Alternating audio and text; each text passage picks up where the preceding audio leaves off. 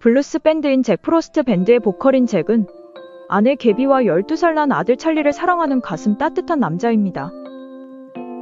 하지만 잦은 투어와 녹음 일정으로 가족과의 시간을 제대로 보내지 못해요.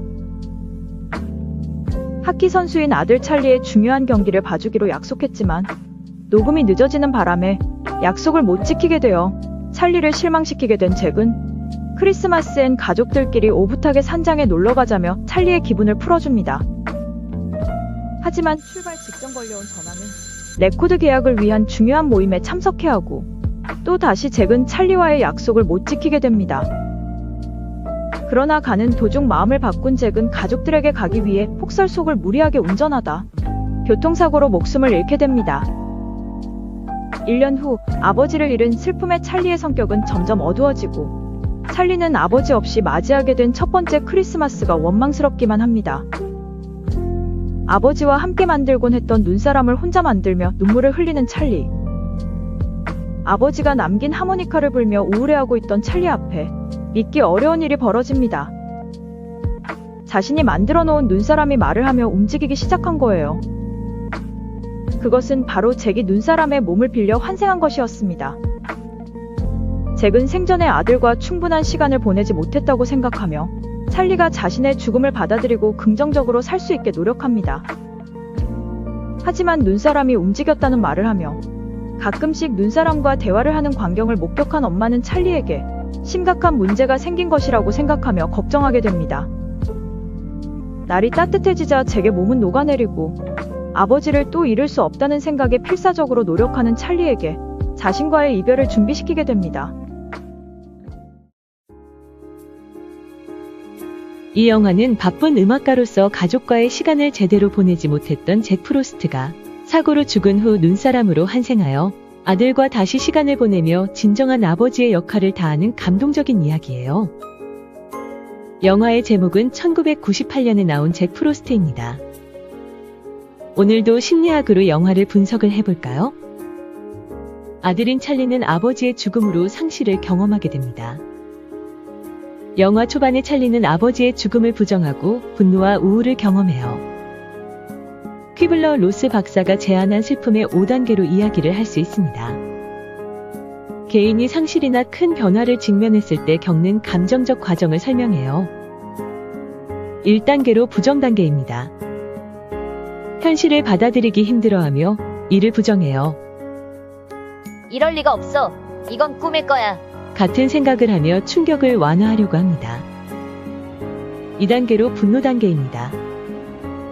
부정의 단계가 지나고 나면 현실을 받아들이기 시작하면서 강한 분노와 좌절감을 느낍니다.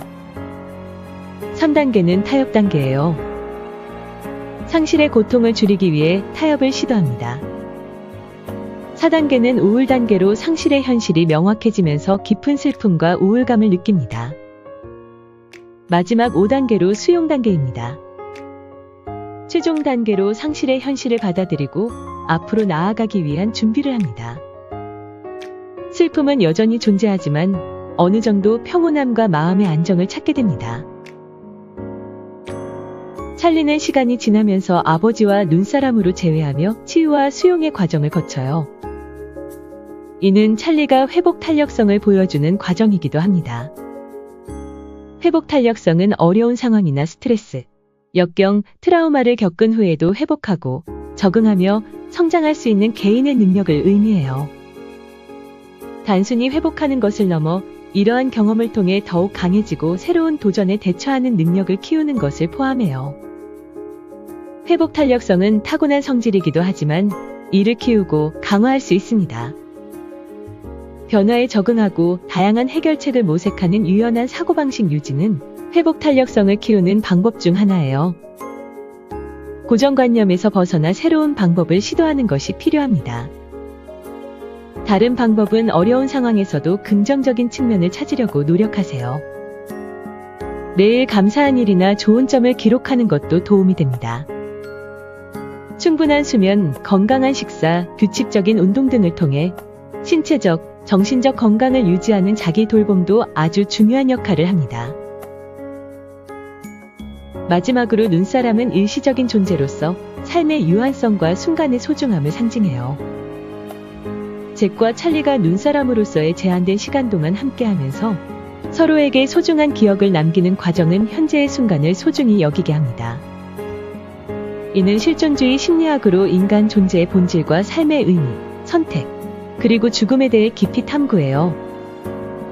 주요 개념 중 하나로 인간이 자신의 유한성을 인식하고 자신의 삶의 의미를 부여함으로써 죽음의 불안을 극복하는 데 도움이 됩니다.